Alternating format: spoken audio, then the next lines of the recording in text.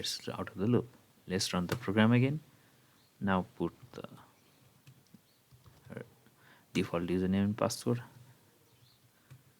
Congratulations on successful login. Look, after the successful login, again it wants some input. That means on successful login, we also have to break out from the. So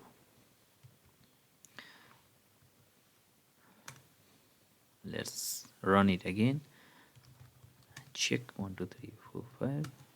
Let's login again, and we are out of the loop. So that's how we're gonna solve this question. Let's go to 17. Program to print the given number is odd or even. Given number is odd or even.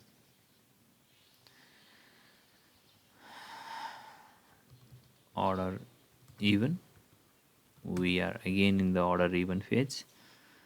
So let's create a program with continuously wants an integer input and prints the input is odd or even, and gives the user again the chance to try.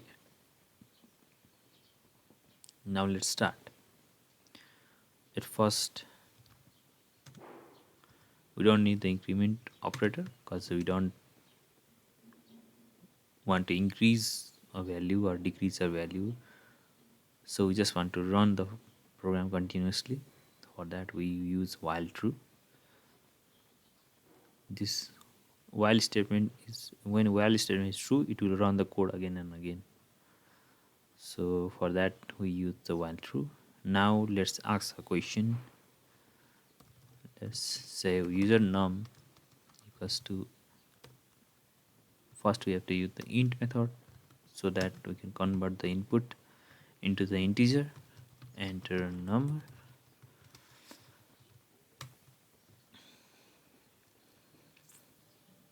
Now after inserting the user number, we have to check if that is even or not. For that we have to use if, and user num should be divisible by 2 without any remainder. So that's the case.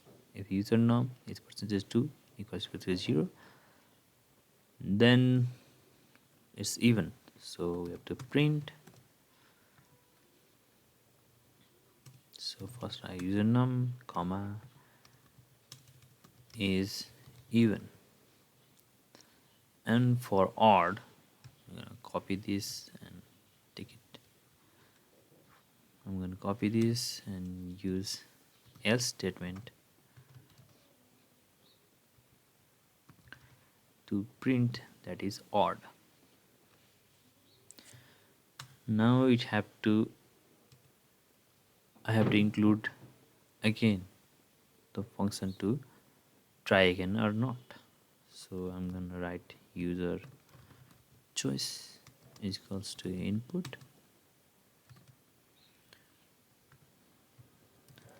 Want to continue. So y/n and give a spacing, decoration, and check if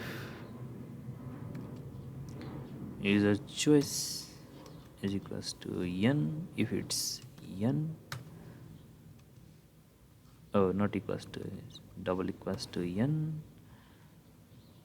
If it's double equals to n, then break out of this. Let's try again. Let's put a number. Want to continue? Yes. Let's put a number. Now put a even number. Okay. Odd number. Yes.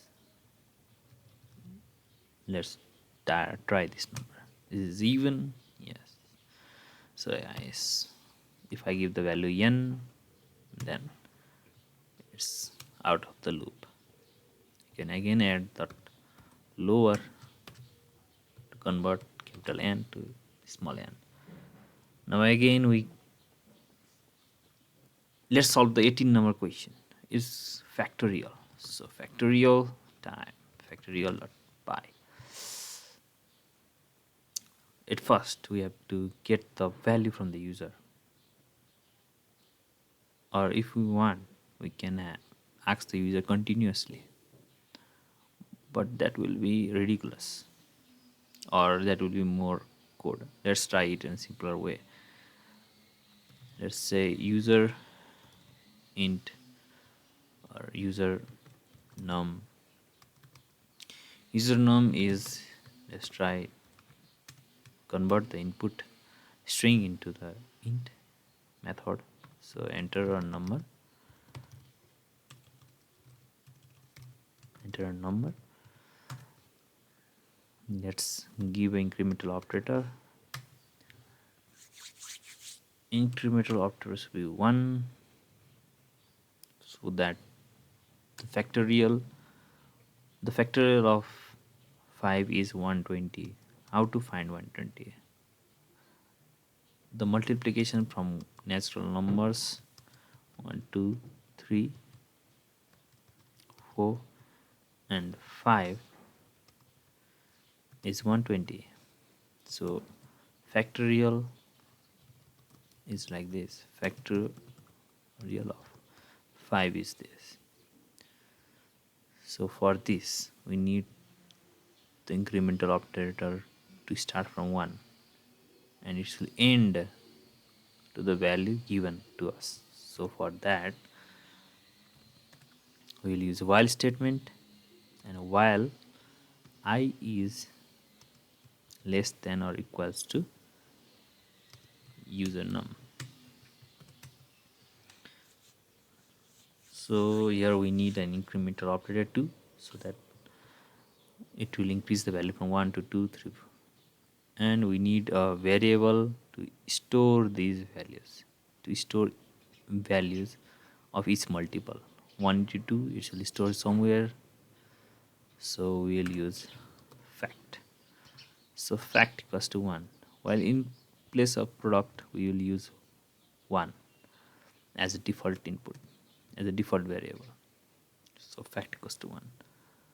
Now we have to multiply fact with each of our repetitions. So fact equals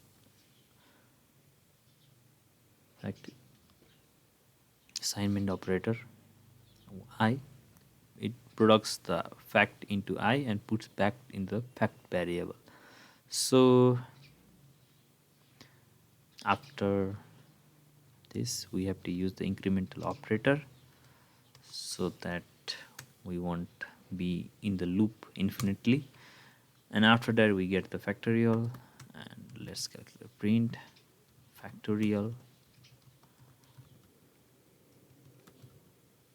Factorial is comma fact. Now let's run the file, enter the number. For 5 it's 120. Now it's working.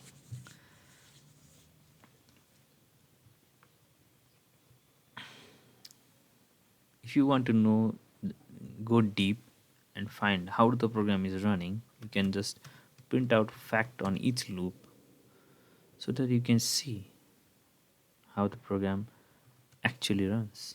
The factorial is first is 5 1, then it will go to 2, 1 into 2 2, 2 into 3 6, 6 into 4 24, 24 into 5 120. That's how it goes.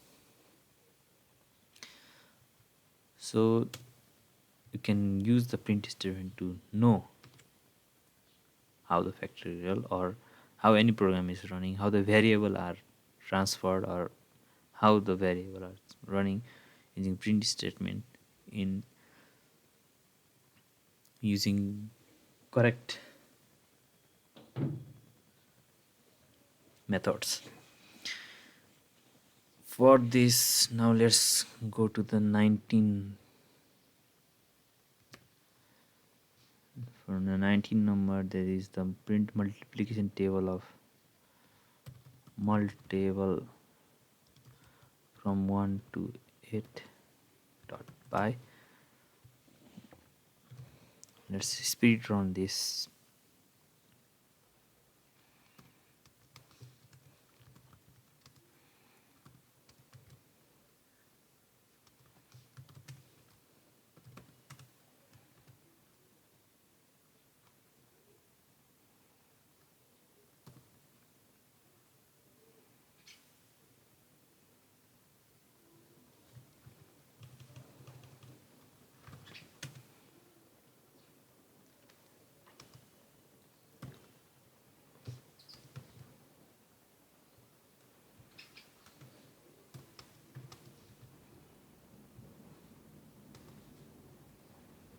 We will use double nested while to print multiplication of these numbers.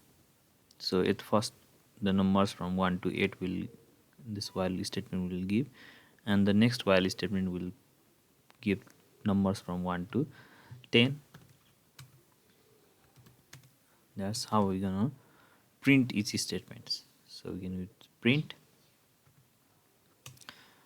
the value of I comma, and I use the star as the into j comma equals. Now I have to really multiply this into j, and this will give the multiplication table, and I have to increment plus equals to 1, as well as for the I statement. This will print that, and we can space out something using the print statement. This print statement will generate a new line.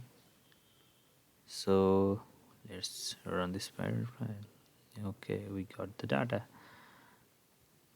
As per I said, the print statement gets a new line inserted in the between, and we got every multiplication. So now let's start with another one. 20.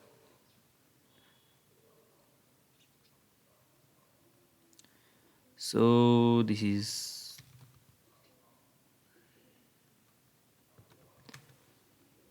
is where we should use the break statement. The break statement just takes out of the loop. So we have the given list. I will write given list as A because it will be easy for me. 1, 2, 3, 3 and 4. Let's use the incremental operator, or we're gonna take out every element. So I will start it from 0 while I is less than len A, which gives the length of this list. Now converting, now let's check. Print 1 and 2 only, so I don't want these 3. So 0, 1, 2. Let's check if I equals to 2. When the I equals to index equals to 2, 0, 1, 2, then I should be out of this while statement. So I should break. For then I will just print a I.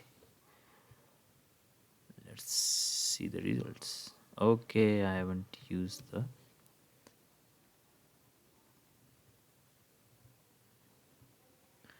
incremental operator. So yes, goes the incremental operator again. And yes, the output 1, 2. We are breaking out of the while loop. Now let's try another one. 21. Python, we're going to calculate sum of all the odd numbers given in the lines. Okay. Sum of odd in list dot py. Let's say we want to collect the list or elements of the list from the user in this case.